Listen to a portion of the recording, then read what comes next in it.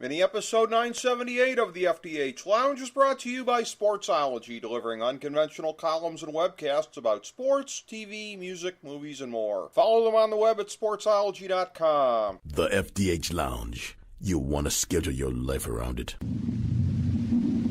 A long time ago, on a gloomy, wet Cleveland spring night, two men stand alone amidst the late-night drizzle. Their voices echo across the vacant station parking lot as they debate the merits of the great American radio show that have been missing for far too long. On that night, an idea was born.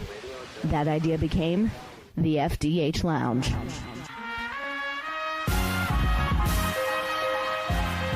Welcome to the FDH Lounge. Welcome to FDH Lounge mini episode number 978. I'm FDH managing partner Rick Morris, here with our preview of Billions episode 3.5. Here's our top 5 developments coming out of episode 3.4. Number 5. Axe works yet another scheme to try to maintain some control over his company. This week it was the philanthropy scam that he pretended to oppose but used reverse psychology to get endorsed. It was just a way to exercise a fraction of the control that he used to have not only over his business, but the hedge fund business as a whole. Bobby keeps chasing these thrills by taking risks that are going to come back on him at some point. Number 4. No payoff to Ira's flip-flop last week. This show takes artistic risks sometimes with the choices that it makes in terms of what is entirely off-screen. The entire collapse of the Axelrod marriage, for example, occurred off-camera in the wake of Bobby's arrest at the end of Season 2. Yes, Bobby and Laura had weathered previous problems, and their foundation may not have been the strongest at that point, but the complete disintegration of their union for reasons still never explicitly spelled out was, at minimum, an interesting choice. Similarly, while the flashback style of the episode would not have allowed for it as easily, Chuck's reaction to learning that Ira was trying to tank his case did not appear on screen. In both cases, it feels like we the viewers were deprived of moments that really could have packed a punch. At the same time, it's hard not to respect a program that goes against the grain in terms of how it tells stories. It may take until the end of the series until viewers can get a real handle on the pros and cons of this occasional less is more approach to painting a picture for us. Number 3. Connerty's pursuit of Chuck gets real.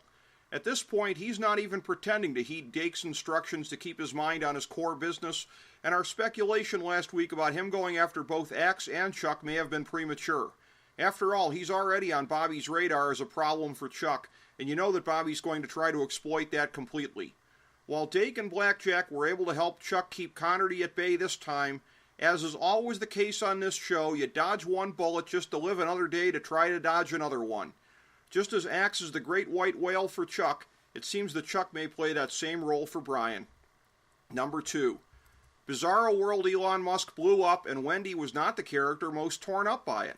She was hugely upset, yes, but Taylor, the most emotionless character on the surface anyway, was hurt even worse by having shorted his company's stock and therefore having profited from his demise. Face it, when the spaceship was taking off and everyone was so happy smiley, climaxing with the beaming look on Rudy's face, you knew that sumbitch was going to blow up. The immediate gleefulness of Dollar Bill and the other vulture capitalists in the room was both darkly hilarious and also not lost on Taylor, who has only intermittently had to grapple with the dichotomy between personal ideals and the reality of profiting off of human misery, as X Capital tends to do. Remarkably, it was Wendy of all people who seemed to provide the permission slip for getting over Craig's tragic passing and embracing the status of someone who makes a lot and spends a lot of money. Nevertheless, this won't be the last time that Taylor gets smacked in the face with the moral mire that X Capital regularly wallows in. Number 1. Chuck preserves the Axelrod case, stays out of legal jeopardy, and wins the Rhodes family civil war, but at the cost of another chunk of his soul. On Billions, the glimpses between Chuck and his father, of which this past episode had a great many, do a great deal to illuminate why he's so screwed in the head. Charles is a pretty reprehensible guy, such that Chuck could never appeal to him with kind and meaningful words, only by being a big enough monster in his own right by using financial threats from Blackjack to blackmail his own father into lying for him. It took that kind of ugliness, driven by his own father no less, a father who paid for a prostitute to deflower him at age 14, for Chuck to actually earn some respect from that father. Throughout issues like this one in Season 3, Chuck's actually been able to gain support from Wendy, even when he noted awkwardly but without judgment that he knew of her dalliance when they were separated. But now, with next week's preview showing Chuck posing the question to Wendy of how much she could remain stuck in the middle between her husband and her close friend and boss as the big case heats up, one of Chuck's few remaining pillars of support may be threatened.